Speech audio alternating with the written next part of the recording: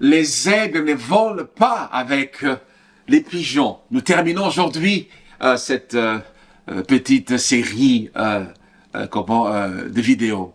Évidemment, naturellement, il y a une différence entre l'aigle et le pigeon. Exemple, l'aigle est très solitaire, le pigeon est très communautaire.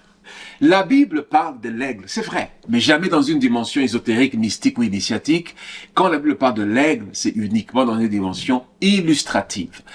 Dans la maison de Dieu, il n'y a pas d'une part des aigles et d'autre part des pigeons. D'ailleurs, le seul animal auquel nous, enfants de Dieu, nous sommes comparés, nous trouvons cela dans Jean chapitre 10, verset 27, où Jésus-Christ dit clairement, « Mes brebis entendent ma voix ». Nous connaissons bien ce texte-là. Donc, dans la pensée de Dieu, l'Église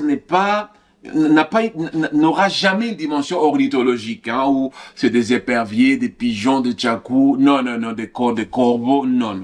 Dans la maison de Dieu, nous sommes brebis. La maison de Dieu est considérée comme la bergerie. Et notre berger par excellence, c'est Jésus-Christ. Un petit clin d'œil. Jésus-Christ est comparé à l'agneau. Voici l'agneau de Dieu qui ôte les péchés du monde, par exemple. Voilà. Donc, dans l'église, il n'y a pas d'un côté des pigeons, d'autre côté, des aigles. Non. Nous sommes tous les brebis du Seigneur. Nous sommes tous nourris de la même façon. Nous avons tous la même référence. Nous avons tous le même Père.